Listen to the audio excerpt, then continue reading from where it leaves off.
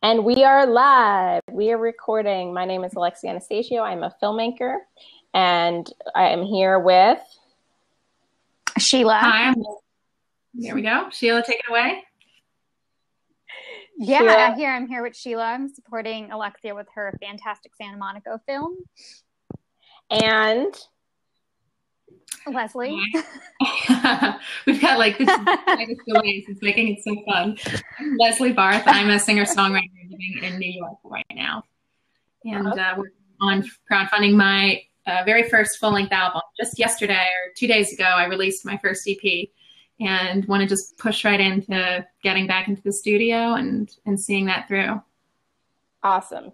So Lesley and I have something in common. We are both finalists in the Ovation TV and Rocket Hub contest.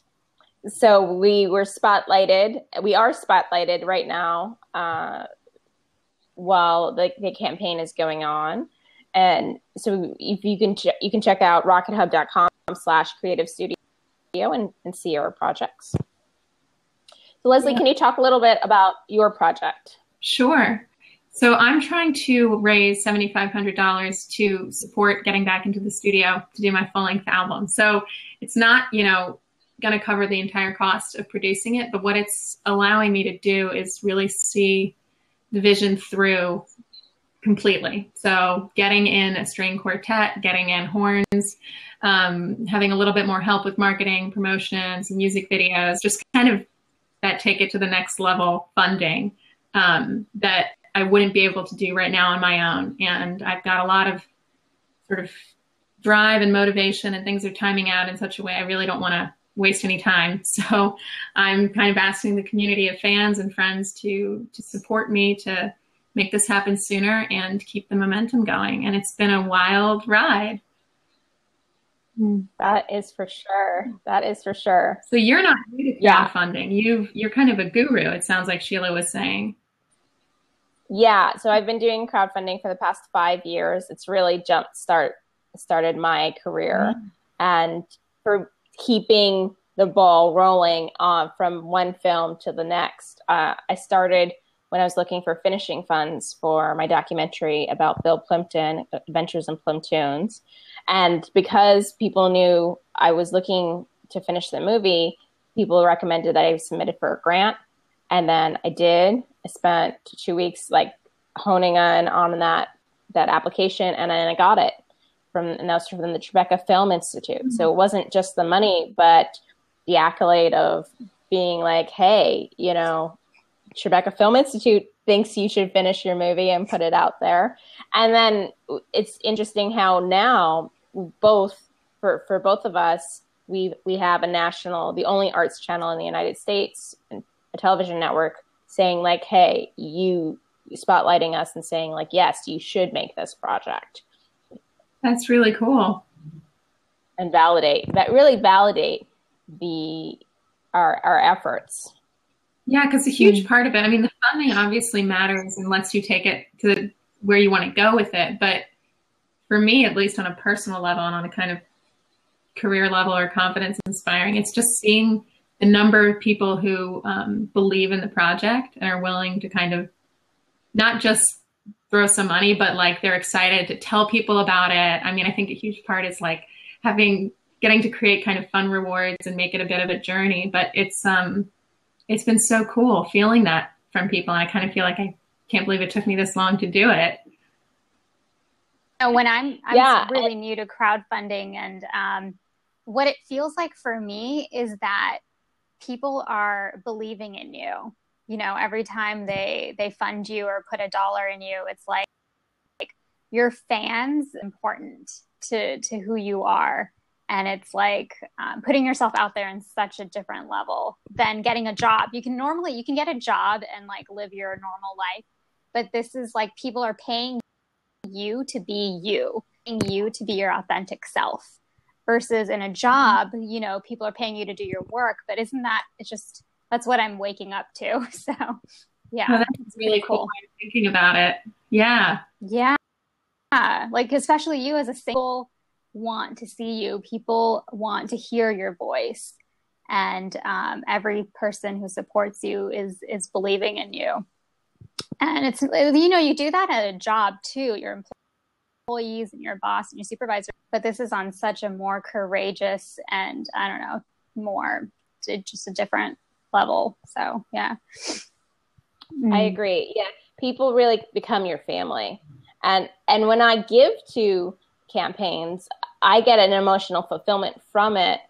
It just feels good. Even if it's $5, I feel part of their story. I feel like I'm part of their story. So when you open yourself up and say like, hey, you can be part of my story now, you know, you are letting people into your life.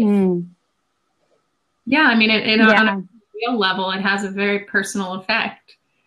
You know, at my EP release show, I have a day job too.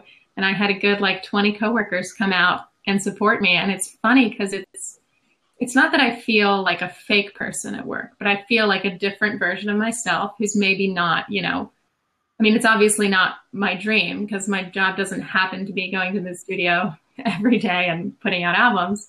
I do like it, and it's working for me really well right now. But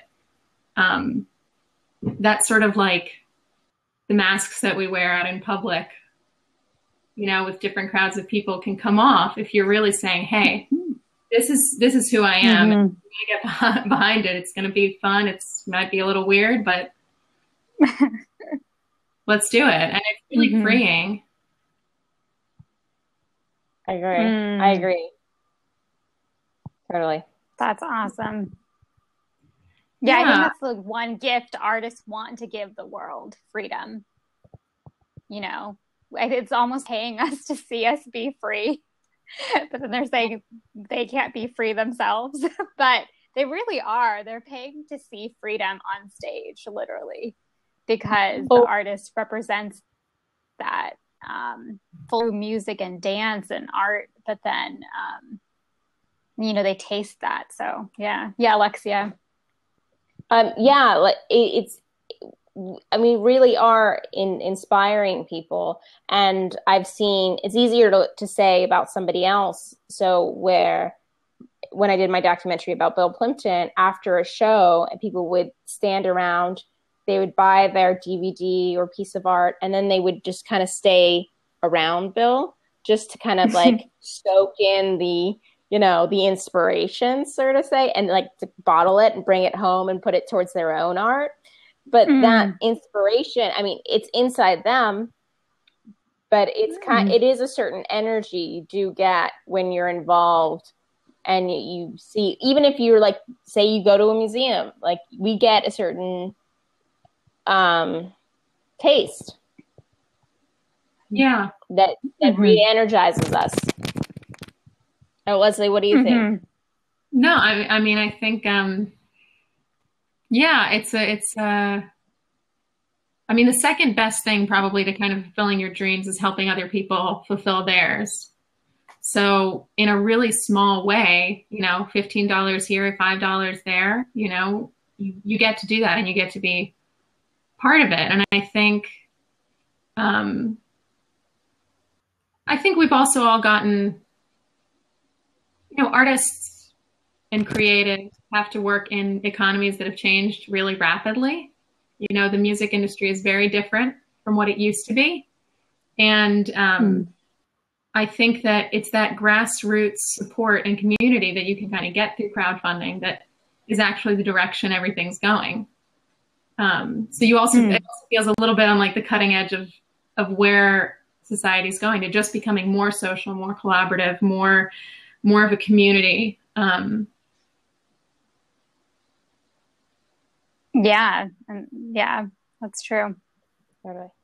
So at this point, I think I would like you to tell the audience where we can find you, and for people who are watching the replay. For sure, I'll put some links here, but on lesleybarth.com, and I'll get you the spelling there. It's Lesley Barth.com. You can find kind of all the Instagram, Twitter, Facebook links. You can see shows that I'm playing. We're playing again in New York on December 10th, and the details for that are on my website. Facebook, Instagram, Twitter. I'm all Lesley Barth on all of those, so pretty easy to find. Got some YouTube videos up, but the website will really direct you there. You can also find my EP that I just released. It's called Good Like This, and it's up on iTunes and Spotify and Bandcamp. And for whatever reason, I don't have the most popular name, and the spelling is different of Lesley from most people. So I feel like my SEO is pretty on point these days, fortunately. But yeah, so you guys can find me there. Cool. Awesome. And you can find me at alexianastasio.com, and the links will be down below in the YouTube. So I'll wait to see the recording. Cool. So this is a song called Lover You Came Too Late.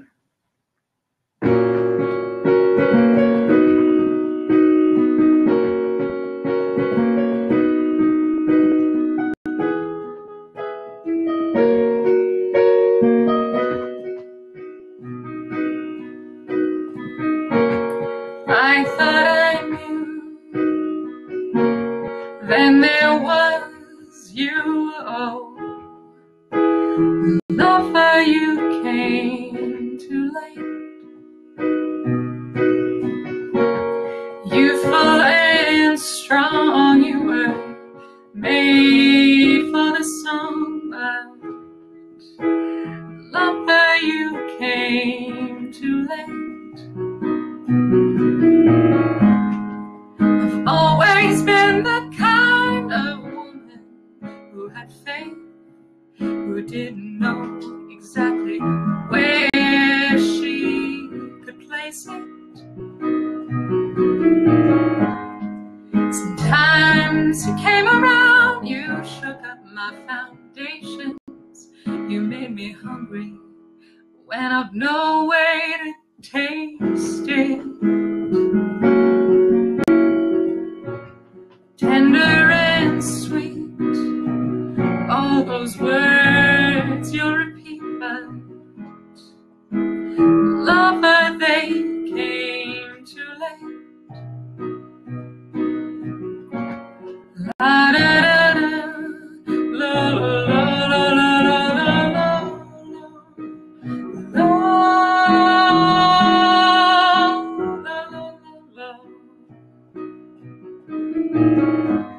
You've always been the kind of man who makes a plan.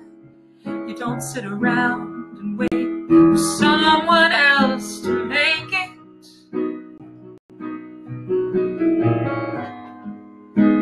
Sometimes you look at me, I knew I'd better leave, 'cause when you see something you want, you go and take it. Catching your eyes, those desire-filled sighs, it's cruel how life makes you wait.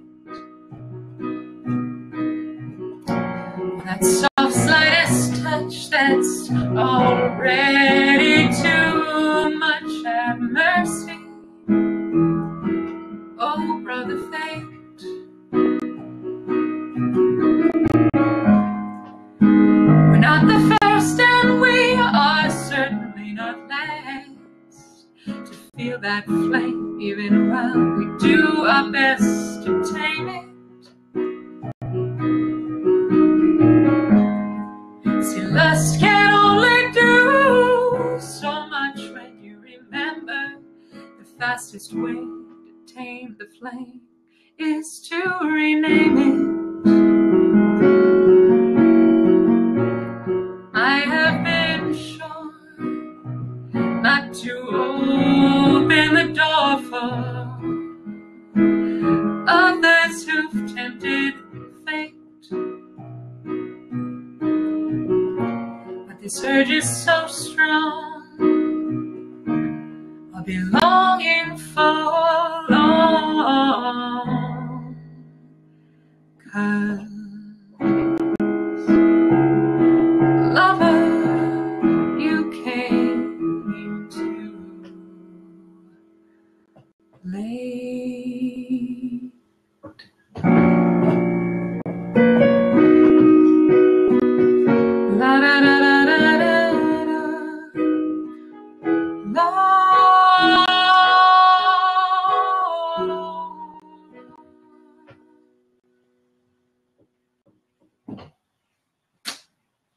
Hey guys, that's the song. Ready. 1, 2, 3, 4. I found out the hard way. Love's just another word.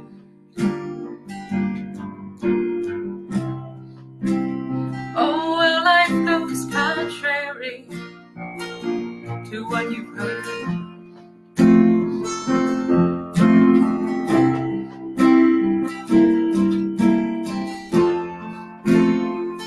If we just can't do it, don't think no one can. So this is what was happening while we were making plans.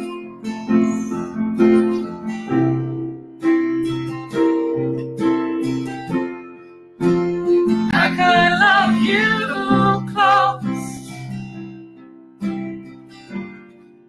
if you share with me your heartache and the things you fear the most. Or I could turn and go, not content with what I know.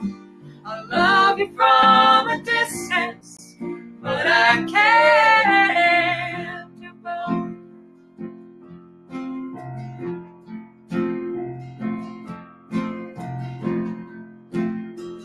Making love is easy, but keeping love is hard. Oh, the lengths we'll go to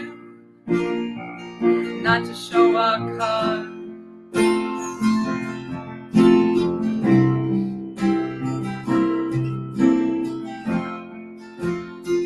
What you thought was the center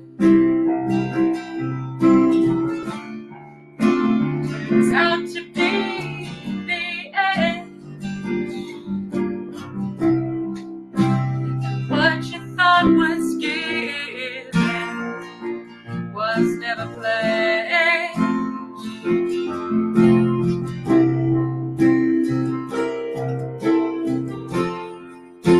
And I could love you close if you share with me your heartache and the things you fear the most. Or I could turn and go, not content with what I know.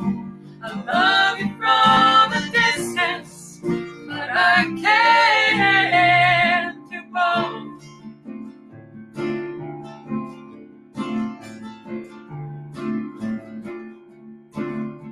Either way, I'm loving you. I cannot fight it, I'm not strong enough. But I'm through with thinking you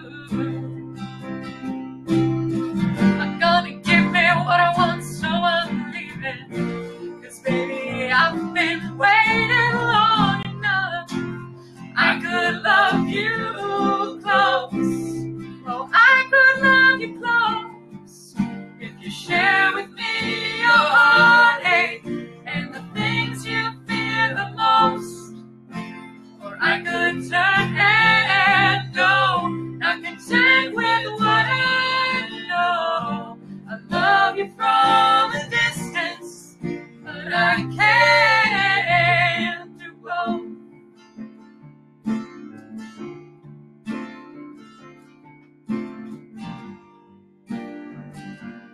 No, I can't do both.